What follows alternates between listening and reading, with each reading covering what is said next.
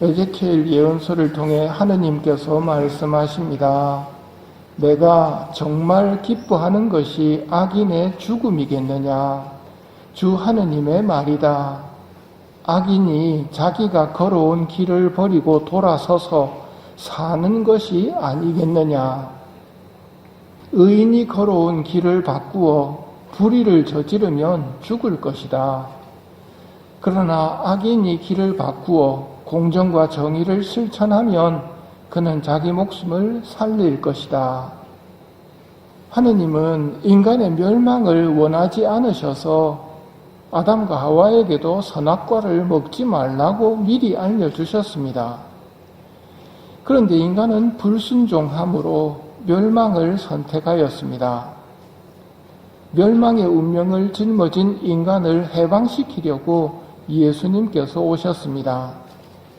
그리고 십자가를 짊어지시고 우리 죄값과 몸값을 치러주셨습니다. 이제 예수님께 생명을 청하는 이는 구원을 받게 됩니다.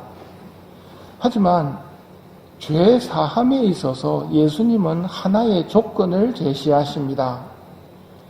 그 조건을 채우면 우리 죄를 용서받고 구원받을 수 있지만 그 조건을 받아들이지 않으면 죄를 용서받을 수 없습니다. 주님의 기도에 저희에게 잘못한 일을 저희도 용서하였듯이 저희 잘못을 용서하시고 이 대목입니다. 오늘 복음의 표현으로는 예물을 바치려고 하다가 형제가 너에게 원망을 품고 있는 것이 생각나거든 예물을 거기 제단 앞에 놓아두고 물러가 먼저 그 형제와 화해하여라. 그런 다음에 돌아와서 예물을 바쳐라. 용서의 조건은 먼저 화해하라는 것입니다. 먼저 용서하여라. 이것이 죄사함의 조건입니다. 내가 먼저 용서해야 합니다. 만일 그 형제가 화해를 거부하면 나만 용서한 것이 되겠지만 하느님께서는 내 죄를 용서해 주십니다. 내가 용서해 주지 않으면 하느님께서도 내 죄를 용서해 주지 않으실 것입니다.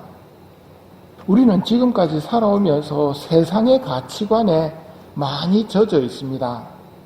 특히 옳고 그름에 대해서 몸에 배어 있을 정도로 세상의 가치관이 젖어 있습니다. 그러다 보니 용서에 서툽니다. 우리는 신앙인입니다. 세상 사람들보다 나은 삶을 살아야 합니다. 그 삶은 옳고 그름을 뛰어넘는 용서의 삶입니다. 용서의 삶을 살아야 하는 이유는 내가 용서받았기 때문이고 또 앞으로 내가 용서받아야 하기 때문입니다. 너희가 다른 사람들의 허물을 용서하면 하늘의 너희 아버지께서도 너희를 용서하실 것이다. 그러나 너희가 다른 사람들을 용서하지 않으면 아버지께서도 너희의 허물을 용서하지 않으실 것이다. 분명히 말씀하셨습니다. 당연한 말이지만 용서는 잘못한 사람들에게 하는 것입니다. 그런데 우리는 흔히 잘못한 사람들을 보면 꾸짖고 훈계하려고 듭니다.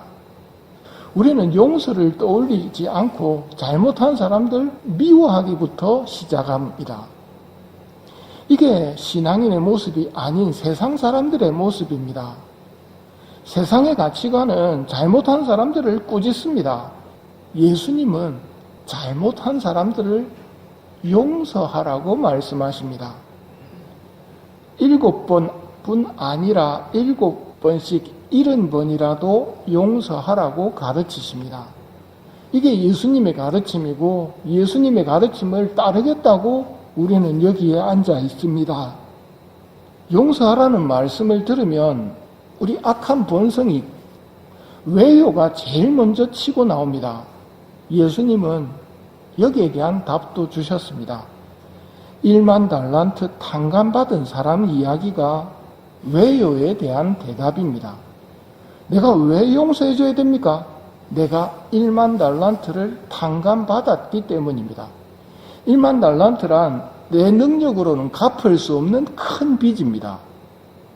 그 빚을 우리는 탕감받았습니다. 천천히 갚아라가 아니고 안 갚아도 된다. 대신 다 갚아주는 사람이 있다. 그런데 우리가 하는 일은 1만 달란트 탕감받은 사람의 비유에 나오듯이 자기에게 잘못한 100데나리온 빚진 사람 멱살 잡고 감옥에 가둬버립니다. 세상의 가치관에 젖어 있는 모습입니다. 그러자 주인님이 다시 잡아오라고 그러시죠. 그리고 말씀하십니다. 이게 중요한 말씀입니다. 내가 너에게 자비를 베푼 것처럼 너도 내 동료에게 자비를 베풀었어야 하지 않느냐. 이것이 하느님께서 나에게 바라시는 것입니다. 내가 너에게 자비를 베푼 것처럼 너도 내 동료에게, 너에게 잘못한 사람에게 자비를 베풀었어야 하지 않느냐.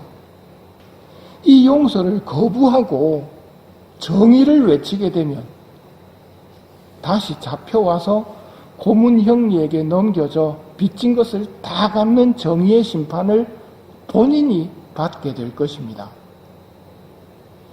너희가 저마다 자기 형제를 마음으로부터 용서하지 않으면 하늘의 내 아버지께서도 너희에게 그와 같이 하실 것이다. 아버지는 우리가 감옥에 가지 않기를 원하십니다. 죄인이 죽기를 바라지 않으십니다. 그래서 용서해 주라고 우리에게 말씀하시는 것입니다. 하느님께서 우리에게 명하시는 이 용서는 감정적인 용서가 아니라 의지적인 용서입니다. 쉽게 예를 들면 단식일에 먹기 싫어서 단식하는 것이 아닙니다. 먹고 싶어도 참으면서 단식하지요. 용서도 마찬가지입니다. 용서해주고 싶어서 용서해주는 게 아닙니다. 그건 감정적인 용서입니다. 용서해주기 싫어도 내가 받은 1만 달란트의 탕감을 생각하고 나를 사랑하시고 내가 감옥에 가기를 원치 않으시는 하느님의 말씀을 생각하면서 하느님을 기쁘게 해드리기 위해서 내가 용서해줘야지. 이런 마음을 가지고 용서하는 것이 의지적인 용서입니다. 그러니 이런 용서는 순명의 용서이고 하느님에게 큰 기쁨이 됩니다.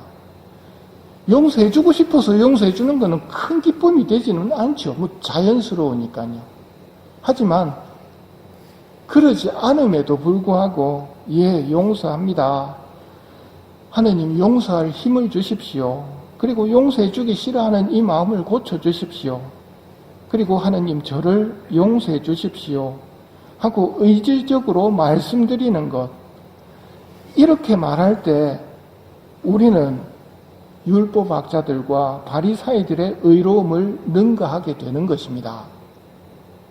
먼저 용서하라는 말씀은 우리에게 용서와 구원을 주시려는 아버지의 뜻이 담긴 명령입니다. 용서하라는 말씀에 순명할 수 있는 은혜를 청하며 이 미사를 봉헌합시다.